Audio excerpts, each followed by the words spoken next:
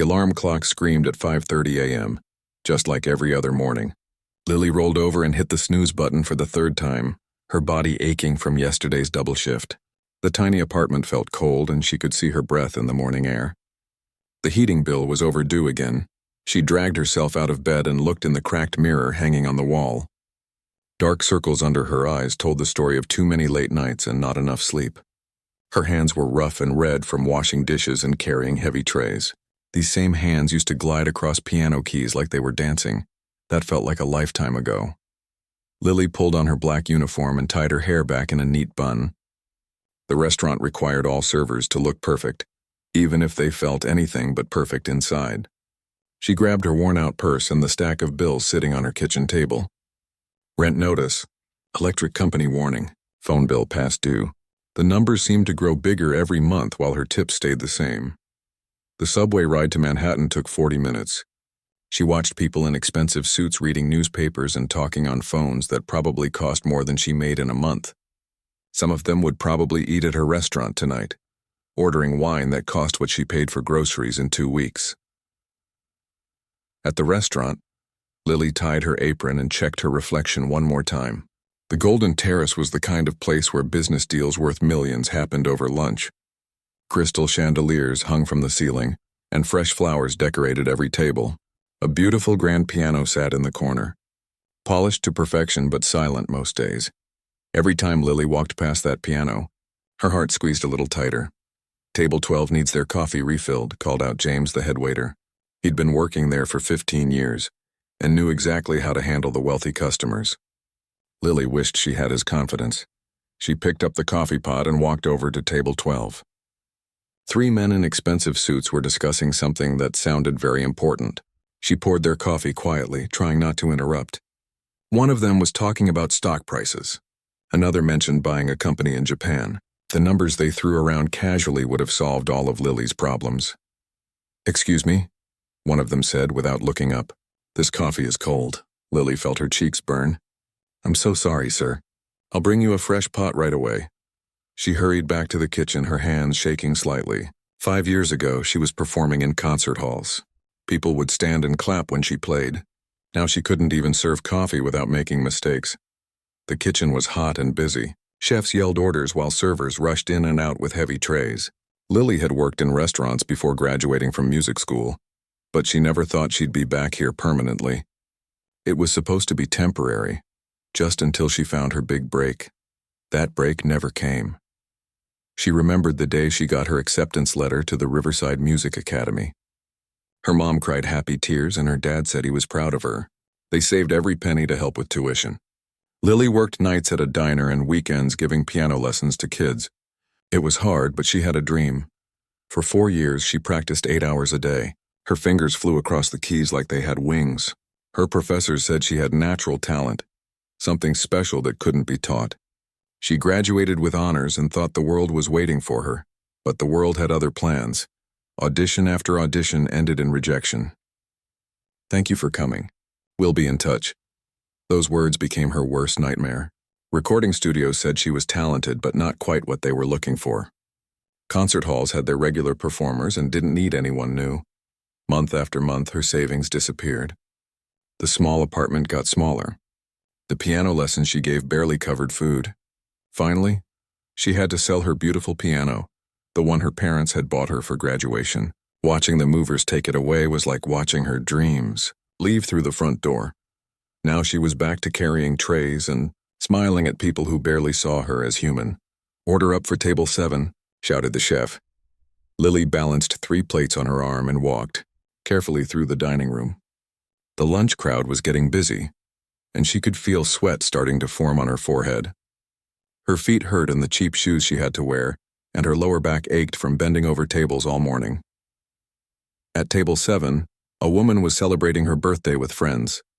They were laughing and having fun, ordering expensive champagne and talking about their upcoming vacation to Italy. Lily smiled and congratulated the birthday woman, but inside she felt empty. When was the last time she had something to celebrate? "Thank you, honey," the birthday woman said, leaving a decent tip. "You're doing a great job. Those small kindnesses meant more than the woman would ever know." During her break, Lily sat in the alley behind the restaurant and called her mom. The phone rang 3 times before her familiar voice answered. "Hi, sweetie. How are you doing?" Lily almost cried right there. "I'm okay, Mom. Just working." "You know, Mrs. Peterson down the street is still looking for a piano teacher for her granddaughter. I could give her your number." "Mom, I've told you. I'm not ready to give up yet." There was silence on the other end. Her mom had been patient, but Lily could hear the worry in her voice every time they talked. Her parents wanted her to come home, to be safe, to have a normal life. But something inside Lily wouldn't let her quit. "I believe in you, honey. I always have. But maybe it's time to think about what would make you happy, even if it's different from what you planned." After hanging up, Lily sat in the alley for a few more minutes. The city buzzed around her, full of people chasing their own dreams. How many of them had given up along the way? How many had compromised until their dreams looked nothing like what they started with? She looked down at her hands. They were rough now, with small cuts from broken plates and burns from hot coffee pots. But underneath the damage, they were still the hands that had played beautiful music.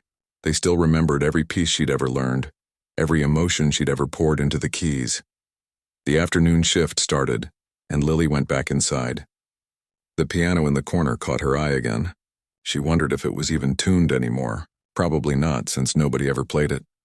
If she could just sit down and play one song, just one, maybe she could remember who she used to be. Maybe she could find that person again, even if it was just for a few minutes. But customers were waiting, bills needed paying, and dreams would have to wait until tomorrow, just like they had for the past 2 years. Tomorrow, she told herself. Tomorrow everything might change. The evening shift at the Golden Terrace always brought a different kind of energy. The lunch crowd was mostly business people grabbing quick meals between meetings. But dinner was when the real money walked through those doors. Lily adjusted her apron and checked the reservation list. Tonight was going to be busy. She recognized some of the names from magazines and newspapers. Politicians, celebrities, and people who owned companies she'd heard of but never thought she'd serve. "Big night tonight," James whispered as he walked past carrying a bottle of wine that probably cost more than Lily's rent. "That tech billionaire just walked in, the one who's always in the business news." Lily glanced toward the entrance and saw him immediately. He was the kind of person who commanded attention without trying. Tall, wearing a perfectly tailored suit and walking like he owned not just the restaurant but the entire city block. 3 other men followed behind him, all looking equally important and expensive. The host rushed over to greet them personally. Lily had never seen him move that fast for anyone. They were seated at the best table in the house, the one near the windows with a perfect view of the city lights starting to twinkle as darkness fell. "Lily," the manager called out, straightening his tie nervously. "You're taking table 1 tonight. And please be extra careful, Mr. Davidson is a very important customer." Table 1, the VIP section. Lily's stomach did a little flip. She'd served important people before, but never someone this famous. Everyone in the restaurant seemed to be stealing glances at his table. She took a deep breath and walked over with menus and water glasses. Her hands were steady, but her heart was beating faster than usual. "Good evening, gentlemen. Welcome to the Golden Terrace. My name is Lily, and I'll be taking care of you tonight." Mr. Davidson looked up from his phone briefly and nodded. The other men barely acknowledged her. They were already deep in conversation about numbers and deals and things Lily didn't understand. "We'll start with your best champagne," Mr. Davidson said, without looking at the menu. "And we're not in a hurry. We have business to discuss." Lily went to get their champagne, the kind that came in bottles with names she couldn't pronounce. As she poured, she couldn't help but overhear pieces of their conversation. They were talking about buying another company, something worth hundreds of millions of dollars. The way they discussed it was so casual, like they were deciding what to have for lunch. For the next hour, she brought them course after course of the most expensive items on the menu. They barely touched half of it. Meanwhile, Lily calculated in her head that the food they were leaving on their plates could feed her for a month. That's when Mr. Davidson noticed the piano. "Why isn't anyone playing that beautiful instrument?" he asked suddenly, interrupting his business partner mid-sentence. The manager appeared instantly, like he had radar for potential problems. "I'm so sorry, sir. Our regular pianist had a family emergency tonight. We tried to find a replacement, but it was too short notice." Mr. Davidson looked annoyed. I specifically chose this restaurant because my assistant said you had live music. This deal we're discussing deserves the right atmosphere. Perhaps we could play some recorded music through our sound system, the manager suggested desperately. No.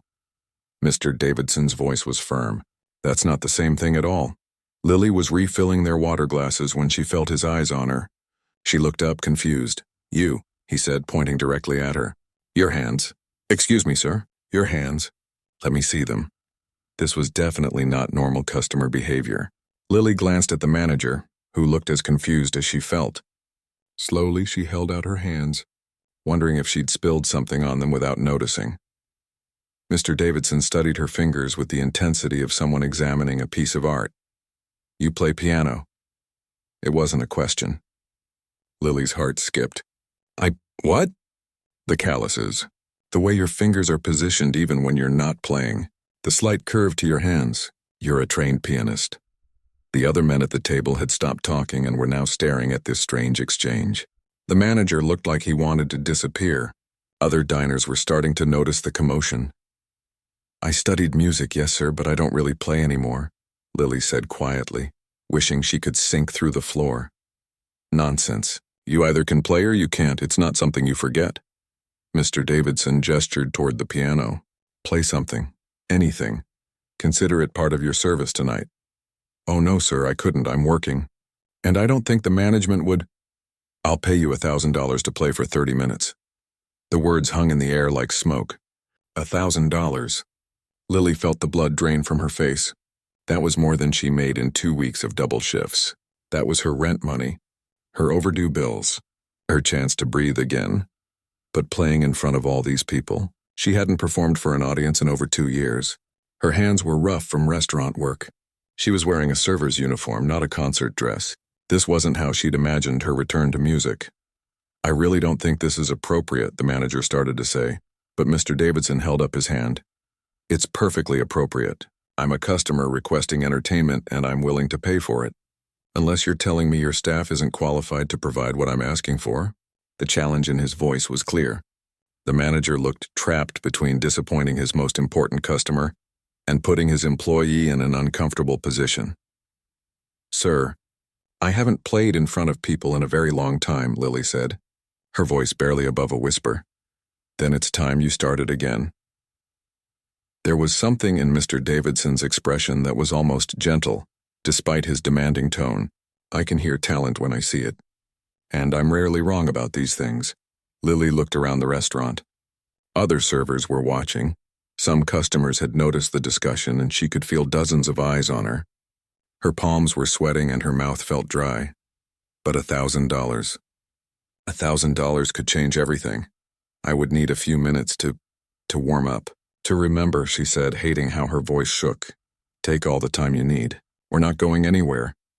Lily walked toward the piano on unsteady legs. The black and white keys looked both familiar and foreign. She sat down on the bench and adjusted its height, muscle memory kicking in even after all this time away.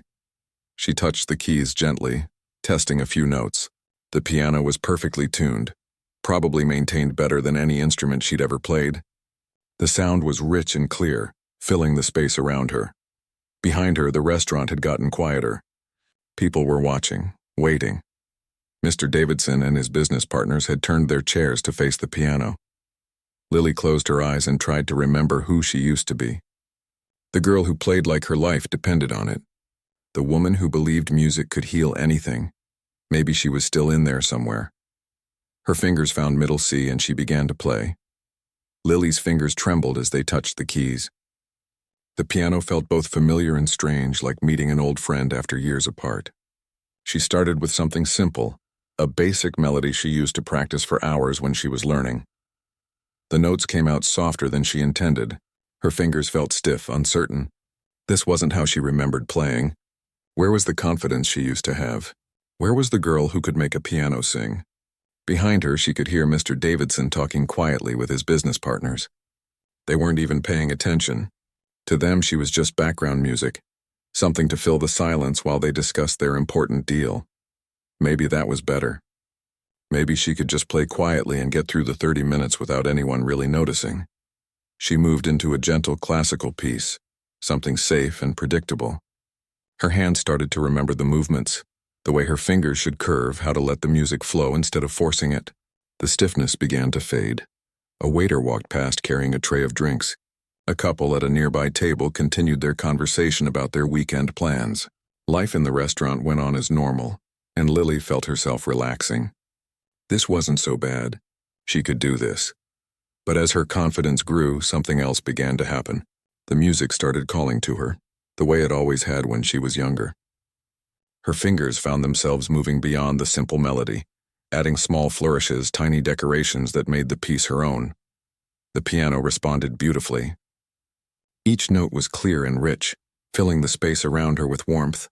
She had forgotten how good it felt to create something beautiful, to take silence and turn it into emotion. Without thinking, she transitioned into a more complex piece. Chopin, one of her favorites from music school. Her professor used to say she played Chopin like she understood heartbreak, even though she was too young to know what that really meant. Now she knew. Her fingers danced across the keys with growing confidence. The melody was sad and hopeful at the same time, telling a story of loss and dreams and the refusal to give up. It was perfect for how she felt in this moment. The change in the restaurant was gradual at first. A waiter paused while clearing a table, listening for a moment before continuing his work. A woman dining alone looked up from her phone. The couple discussing weekend plans stopped talking mid-sentence. Lily was lost in the music now, remembering why she had loved it so much. This was what she had missed during all those months of serving tables and pretending her dreams didn't matter. This feeling of being completely alive, of being exactly where she was meant to be. The Chopin piece built to a difficult passage, one that required her fingers to move faster and more precisely than they had in years. For a moment, she worried she wouldn't be able to do it. Her hands were different now, rougher from work, maybe not as nimble as they used to be. But the music carried her through. Her fingers found the notes they needed, dancing across the keys like they were coming home. The difficult passage flowed perfectly, each note clear and strong. That's when she noticed the silence, not the silence of an empty room, but the silence of people holding their breath.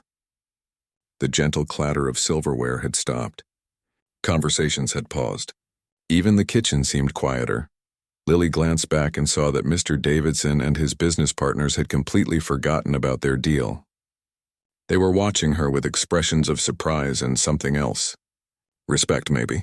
Or recognition that they were witnessing something special. Other diners had turned in their chairs to face the piano. Some had put down their forks entirely. A woman at a corner table had tears in her eyes, though Lily couldn't imagine why. The attention should have made her nervous, but instead it energized her. This was what she had trained for, what all those years of practice had been preparing her to do. Not to play quietly in the background, but to move people, to make them feel something they hadn't expected to feel. She finished the Chopin piece with a soft, delicate ending that seemed to float in the air for a moment before fading away. The restaurant remained silent for several heartbeats. Then, from Mr. Davidson's table came the sound of slow clapping. Other diners joined in, and soon the entire restaurant was applauding. Lily felt her cheeks burn with a mixture of embarrassment and joy. This was what she had been missing. Not just the playing, but the connection with an audience, the feeling that her music mattered to someone other than herself. That was beautiful, called out the woman who had been crying. Please don't stop. Mr. Davidson nodded in agreement. Keep playing, he said, his business papers forgotten on the table. That was just the beginning. Lily turned back to the piano, her confidence growing with each moment. She chose another piece, something more upbeat this time. Her fingers moved with increasing freedom, remembering techniques she thought she had forgotten. The restaurant had transformed into something magical. Servers moved more quietly, careful not to disturb the music. Diners ate more slowly, savoring not just their food but the soundtrack to their evening. Even the kitchen staff had found excuses to peek out and listen. She played a piece by Debussy, letting the melody wash over the room like water. Her touch was lighter now, more controlled. She wasn't just remembering how to play, she was remembering how to make the piano an extension of herself. A young couple at a table near the window reached across and held hands while she played. An elderly man closed his eyes and smiled, maybe remembering something from long ago. A businesswoman put away her laptop and just listened, letting the music wash away the stress of her day.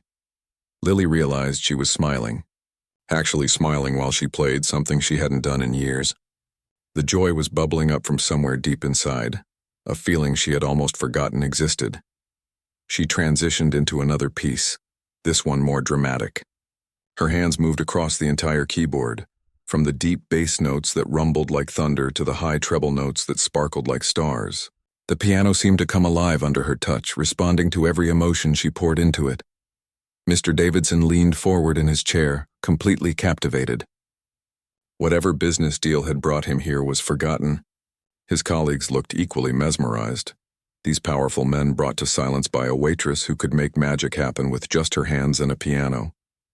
People were recording on their phones now, holding them up discreetly to capture this unexpected performance. Lily noticed but didn't mind. Let them record. Let them share this moment with the world. Maybe someone else would hear it and remember that beautiful things could happen in the most ordinary places. She played for 15 more minutes, moving from piece to piece as the mood struck her. Classical music mixed with jazz, complex compositions flowing into simple melodies. Her repertoire was coming back to her like a favorite book she could read in the dark. The restaurant had become her concert hall, these strangers her audience. And for the first time in 2 years, Lily felt like herself again, like the person she was always meant to be. Something was changing inside Lily as she played. With each piece, she felt more like the person she used to be. The scared waitress was fading away, replaced by the confident musician she had trained to become. Her fingers moved across the keys with growing boldness, and the piano responded like it had been waiting for her all this time. She looked around the restaurant between songs and saw faces she recognized from weeks of serving tables. The businessman who always ordered the same salad was leaning forward, completely absorbed. The elderly couple who came in every Thursday were holding hands and smiling. Even the stern woman who complained about everything looked peaceful. These people had never really seen her before. To them, she was just the girl who brought their food and refilled their water glasses. But now they were discovering who she really was underneath the uniform and the tired smile. Mr. Davidson caught her eye and nodded encouragingly. His business meeting had been completely forgotten. The important papers that had seemed so urgent an hour ago were pushed aside, ignored. Whatever deal they were discussing could wait. This was more important. Lily decided to play something different. Not a famous composer this time, but something that came from her own heart. Her fingers found the beginning of a melody she had written during her darkest days, when the rejection letters were piling up and the money was running out. She had never played this piece for anyone else. It was too personal, too raw. It told the story of dreams that seemed impossible, and the choice between giving up or holding on when everything felt hopeless. The melody started quietly, almost like a whisper. It spoke of a young girl who believed she could change the world with music, who practiced until her fingers bled and studied until her eyes burned. The notes were simple but full of hope and innocence. Then the music grew more complex, just like life had become. Minor keys crept in, representing the rejections and disappointments. The melody became more difficult to follow, with sudden changes that mirror how quickly dreams can shatter. The entire restaurant fell completely silent. Even the kitchen staff had stopped what they were doing. Everyone seemed to understand that they were hearing something special, something that came from a place deeper than technique or training. Lily closed her eyes and let the music tell her story. The piece moved through phases of her life, the excitement of graduation, the confidence of those first auditions, the slow realization that talent might not be enough. Her fingers pressed harder on the keys during the angry parts, when she was mad at the world for not recognizing her worth. A tear rolled down her cheek, but she kept playing. The music moved into the darkest section, the part she had written on the night she sold her piano. The notes were sparse and lonely, echoing in empty spaces like her heart had felt that day. But then something beautiful happened. Just like in her real life, the music refused to end in darkness. The melody found its way back to hope. Not the naive hope of the beginning, but something stronger. Hope that had been tested and proven unbreakable. The piece began to build toward something powerful. Lily's hands moved across the entire keyboard, weaving together all the themes she had introduced. The innocent dreams of the young girl met the hard-earned wisdom of the woman she had become. The pain transformed into strength, the loneliness into connection. She opened her eyes and saw that she wasn't alone in crying. The woman who had called out earlier was wiping her eyes with her napkin. One of Mr. Davidson's business partners had his hand over his heart, looking like he was remembering something from his own past. Even the servers were standing still, completely captivated. James, who had worked at the restaurant for 15 years and seen everything, was staring at her with amazement. The manager stood frozen by the kitchen door, probably wondering how he had never known this about one of his employees. The music climbed higher, representing not just Lily's journey, but the universal struggle of anyone who had ever dared to dream. Her fingers flew across the keys with passion and precision, creating sounds that seemed impossible for one person to produce. This was the moment she had trained for her entire life, even if she hadn't known it at the time. Not to play in a famous concert hall or record albums that millions would buy, but to touch the hearts of real people in a real moment when they needed to remember that beauty still existed in the world. The piece reached its climax with a cascade of notes that seemed to lift everyone in the room. For those few minutes, nobody was thinking about business deals or unpaid bills or relationship problems. They were all connected by something pure and true and timeless. Mr. Davidson was leaning forward with his elbows on the table, completely absorbed. His usual expression of controlled power had been replaced by something vulnerable and human. Whatever walls he had built around his heart were crumbling as the music washed over him. Other diners had stopped pretending to eat. Phones were recording, but respectfully, quietly, as if they understood they were witnessing something sacred. The videos would be shaky and the audio wouldn't capture the full beauty, but they were trying to preserve this moment anyway. Lily played the final section with everything she had. Her whole body was involved now, swaying with the melody, her face showing every emotion the music contained. She wasn't just performing. She was pouring out her soul for everyone to see.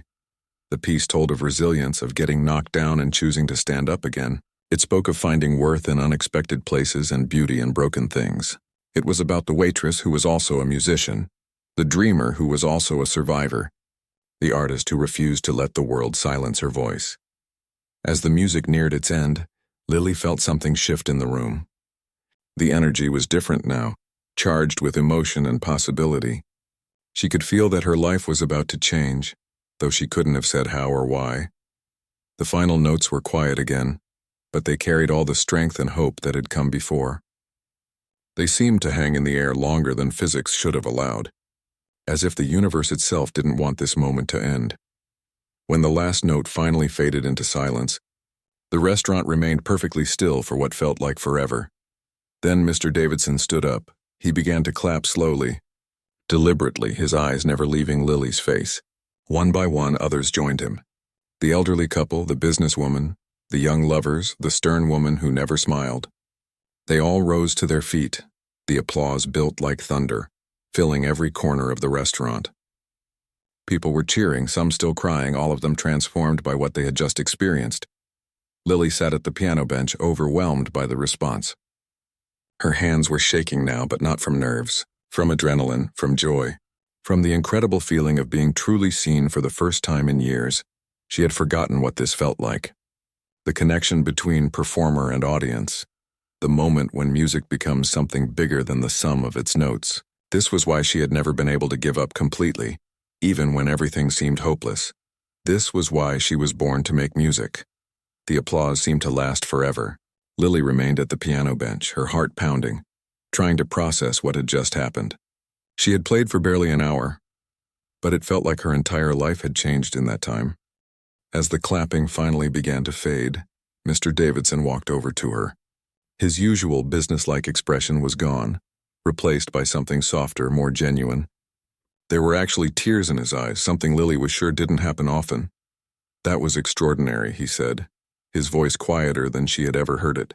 "I've been to countless concerts, heard world-famous performers in the most prestigious venues, but I have never heard anything quite like that." Lily stood up from the piano bench, her legs feeling unsteady. "Thank you, sir. I didn't expect to be that good." He smiled. "Young lady, do you have any idea what you just did? You took a room full of strangers and made them feel something real. That's not just talent. That's a gift. Other diners were approaching now, wanting to talk to her. The elderly couple who came in every Thursday reached her first. "My dear," the woman said, taking Lily's hands in her own, "that was the most beautiful thing I've heard in years. You reminded me why I fell in love with music when I was your age." Her husband nodded. "We've been married 43 years, and that song made me remember our wedding day like it was yesterday. Thank you for that." One by one, people shared how her music had affected them. The businesswoman said it helped her remember why she started her company in the first place. A young man said it reminded him of his grandmother, who had passed away the month before. Even the stern woman who complained about everything told Lily that her playing was absolutely lovely. But it was the kitchen staff that surprised her most. The chef, who had barely spoken to her in 6 months of working there, came out specifically to find her. "I had no idea," he said, shaking his head. "All this time you've been back there washing dishes and carrying plates, and you can do that." He gestured toward the piano. "Why didn't you ever say anything?" Lily didn't know how to answer. How could she explain that she had stopped believing in herself? That rejection after rejection had made her feel like maybe she wasn't good enough after all. Mr. Davidson had been watching these interactions with interest. When the crowd around Lily finally thinned out, he approached her again. "I need to ask you something," he said. "Why are you working as a waitress? Someone with your talent should be performing professionally." "I tried," Lily said honestly. "For years I auditioned for everything. Concert halls, recording studios, orchestras. Nobody wanted what I had to offer." "Then they're fools," he said firmly. "But their loss could be the beginning of something incredible for you, if you're willing to take a chance." Lily looked at him curiously. "What do you mean?" Mr. Davidson reached into his jacket and pulled out a business card. "I don't just run tech companies. I also invest in arts programs and entertainment projects. I fund scholarships, support young artists, and occasionally, I help people get the opportunities they deserve." He handed her the card. It was simple, elegant, with just his name and a phone number. "I want to offer you something," he continued. "A recording contract with my music label. Professional studio time, marketing support, and distribution, not as a favor but as a business investment. After what I heard tonight, I'm confident you could reach millions of people." Lily stared at the card, unable to believe what she was hearing. "You're serious?"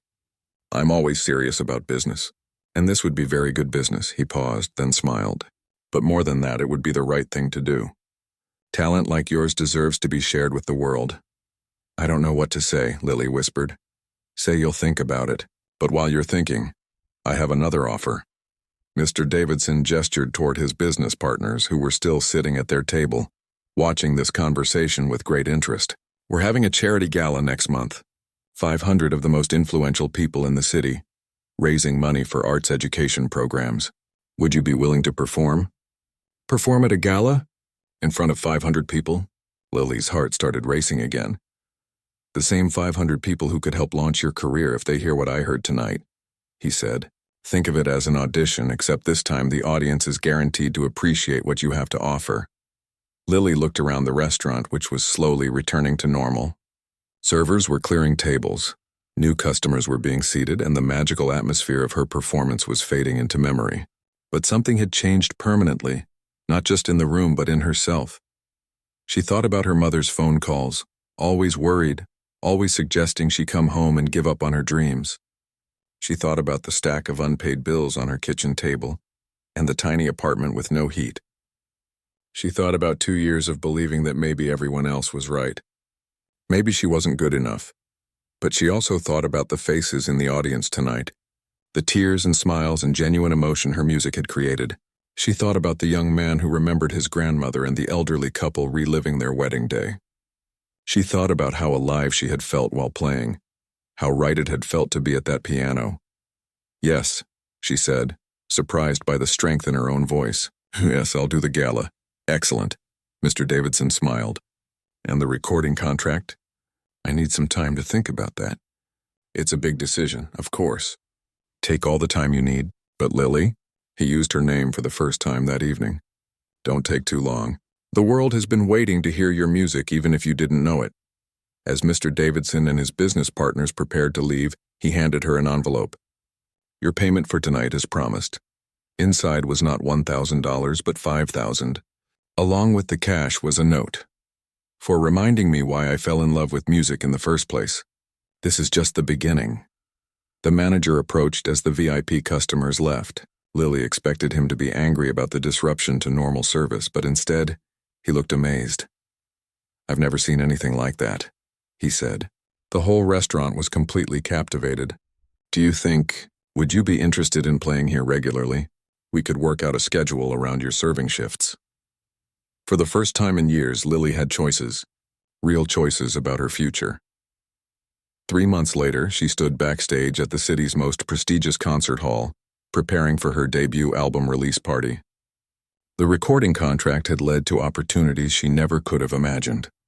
Music critics were calling her a fresh voice with old soul, and her first single was climbing the charts. But she still remembered that night at the Golden Terrace, when a demanding customer forced her to rediscover who she really was. Sometimes the biggest changes come from the smallest moments. When someone sees something in you that you've forgotten about yourself. Her phone buzzed with a text from her mother. "Watching your interview on TV. So proud of you." "I always knew you'd make it." Lily smiled, adjusted her concert dress, and walked out to meet her audience. She was finally home.